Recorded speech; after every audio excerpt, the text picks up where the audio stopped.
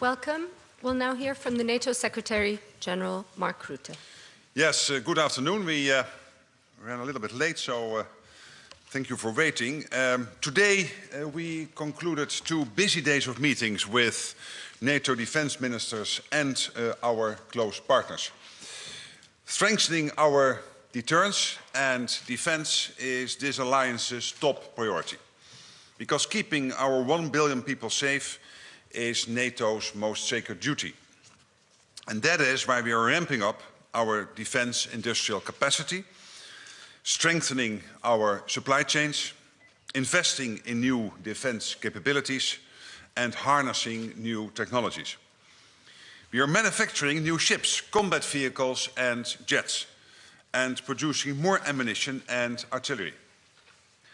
But with supply chains increasingly vulnerable to compromise, we must become more self-sufficient, so that we remain ready and able to respond to threats across all domains at all times. Today, Allied defense ministers have agreed a new NATO initiative on standardization. Standards are critical to our ability to fight together, and more robust standards will help reduce defense costs.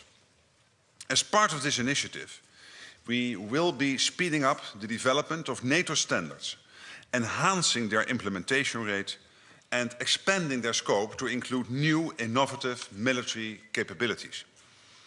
We must make the most of our unique ability to act together, all 32 of us, because that is what gives our alliance strength beyond the sum of its parts. We will have more to say on this at the February Defense Ministerial. Allies agreed that air and missile defense remains an alliance priority. This is all the more important given Russia's war against Ukraine, which has resulted in multiple NATO airspace violations, including just yesterday in Romania.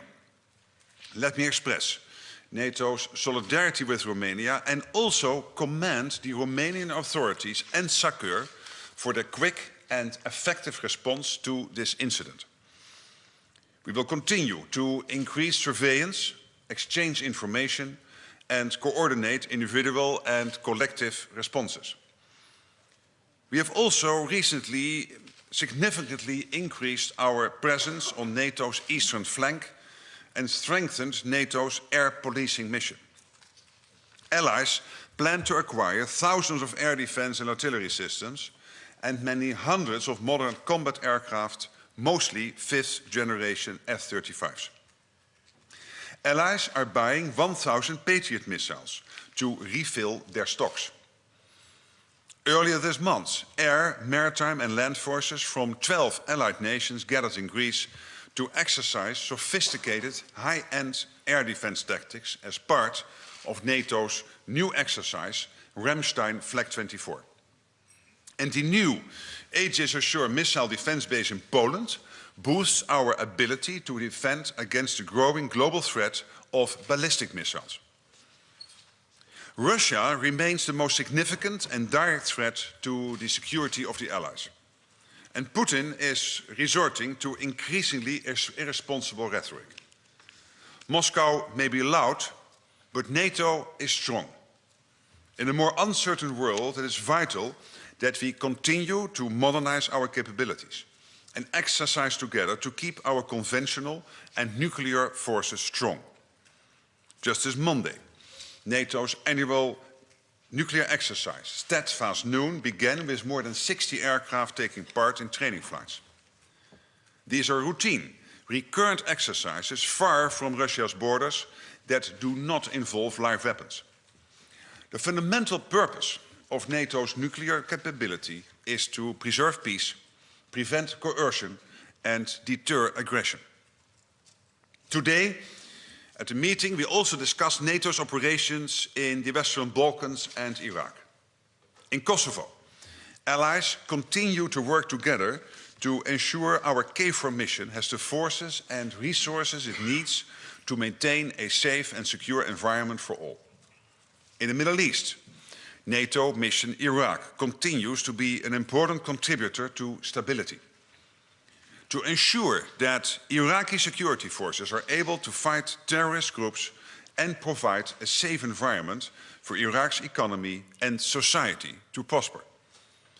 NATO is also deepening its political dialogue with Iraq, because we have a shared interest in stable, secure and a prosperous Middle East.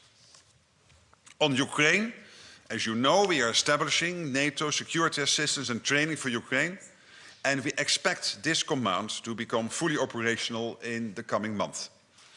And we are well on our way to fulfilling our pledge to provide Ukraine 40 billion euros of military support within the next year. We will continue to stand by Ukraine, as we stand by the right of every nation to live in freedom, sovereignty and security. Supporting Ukraine is not an act of charity. It is also an investment in our own security, because the cost of letting Putin have his way would be much higher than the cost of supporting Ukraine. Ukraine's fight is our fight. And with that, I'm ready to take your questions. Okay, we'll start with Reuters, second row. Thank you. SecGen, Ukraine is facing what will likely be the harshest winter of the war, with huge parts of the energy infrastructure destroyed by Russian attacks. Can you tell us what else NATO will put on the table to help Ukraine through the winter, please? Yes, here allies are, and also the European Union, I might add, are working hard on winterization. And you are absolutely right that the energy infrastructure is in a difficult situation, and that will have an impact on the average Ukrainians during winter. And we want to minimize that impact and help the Ukrainians do that. So that is done through NATO allies. Also the EU is helping here. Of course, what NATO is primarily focused on is making sure that the training takes place, that massively military aid gets into Ukraine. But you're absolutely right, also winterization has to be one of our priorities. Okay, Yonha, at the back.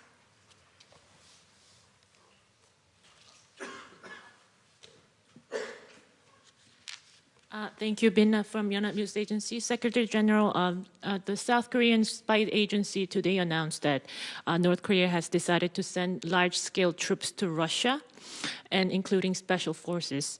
I know that yesterday you said you have no evidence, but since the situation has changed overnight, I want to ask you this question again. Thank you. Well, again, obviously, we are in close contact with all our partners, particularly, of course, the Republic of Korea.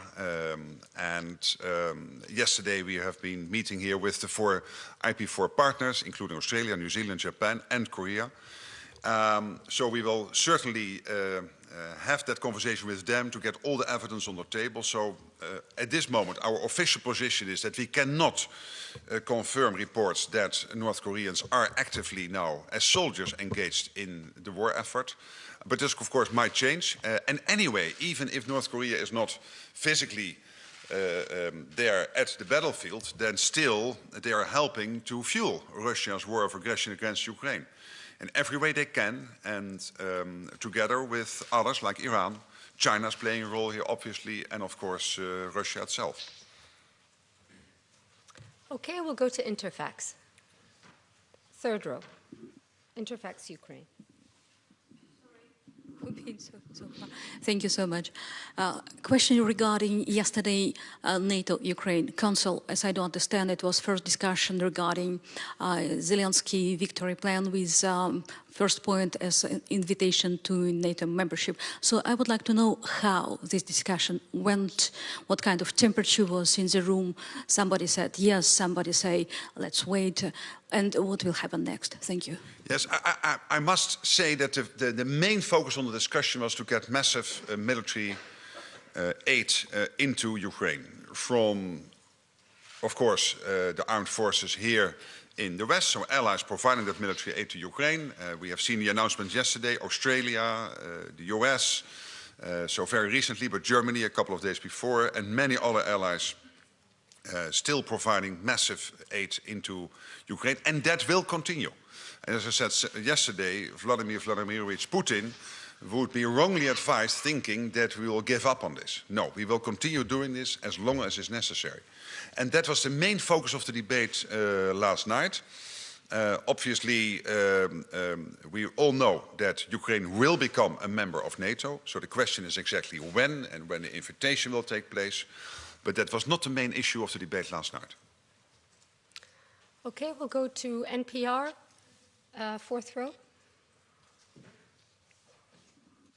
For Deutsche Welle today. Thank you.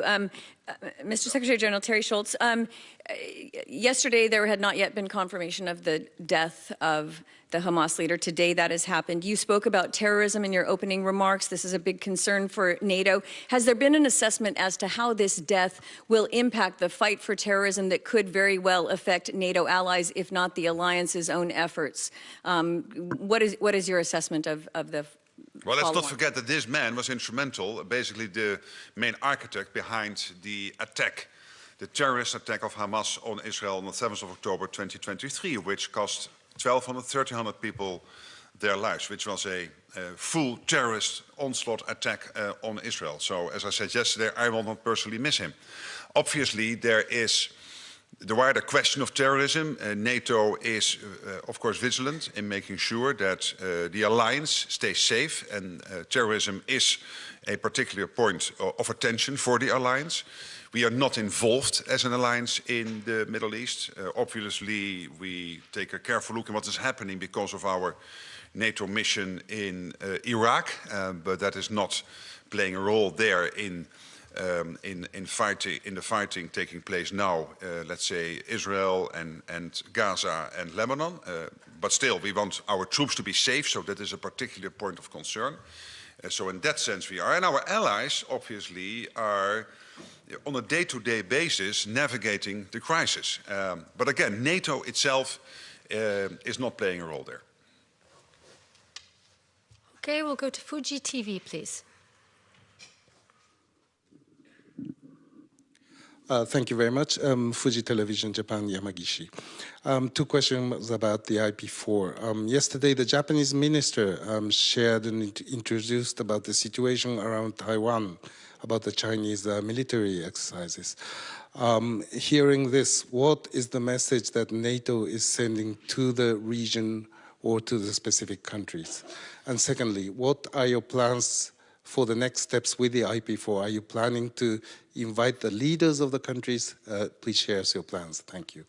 Yes, the positive of having this relationship between the Euro-Atlantic, so NATO, and our partners in the Indo-Pacific is that we can exchange information, that we understand at a more detailed level what is happening. Because we cannot think that what is happening here is not impacting on the Indo-Pacific, and what's happening in the Indo-Pacific has a direct impact on what is happening here in the Euro-Atlantic. So obviously it was extremely useful to listen to our partners from New Zealand, Australia, Japan, Korea, South Korea, and basically understanding better. This was not just about China or Taiwan.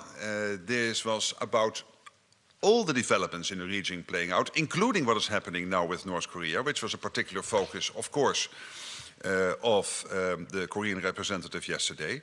And that is, I think, the strength. So, and therefore we want to expand on this. And it comes to your second question.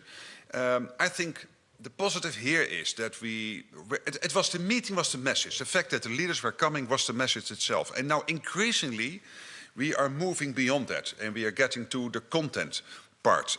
For example, industry, an issue for the partners in the Indo-Pacific as well as here. How to ramp up industry production, innovation, and how to deal with cyber threats. So all these issues we decided we want to work closely together on. We are already in many cases, like with Australia and Japan, and others with Korea and New Zealand. So that was very positive. And yes, we will continue this. And I expect leaders and defense ministers and others to participate regularly in events in NATO. Okay, AFP, please. Good morning, Secretary General Olivier Beau from AFP. I would like to go back on the dinner last night. Are you satisfied with the answer given by the allies to the President Zelensky victory plan? Did you get the unity you promised yesterday to President Zelensky, unity of the allies, of course? Thank you. There is total unity in this alliance that we want Ukraine to prevail. We want Putin not to get his way, because this is about our values, about our collective safety. And for all these reasons, we will continue making sure that Ukraine has what it needs to, in terms of military material, goods, etc., all that aid getting into Ukraine to fight off the Russians and this Russian attack. That doesn't mean that yesterday we discussed line item by line item the whole victory plan. That was not a debate last night. We respectfully took note of it. We all agree, I believe, I didn't take a poll in the room, that it is an important signal that the Ukrainian government and the president have aligned themselves on this victory plan. This will no doubt be part of the ongoing discussions with Ukraine. But the main issue last night was how to make sure that nobody in Moscow might think that we want to slow down or whatever. No, that we want to ramp up industry production, to replenish here and get more aid into Ukraine, that we want to support the Ukrainian defense production capacity, because there is a huge capacity in Ukraine themselves to produce, for example, drones and other things. And to keep, of course, all the support from the alliance in terms of training, etc., ongoing. Therefore, Wiesbaden and SETU, the command we are setting up, crucially important.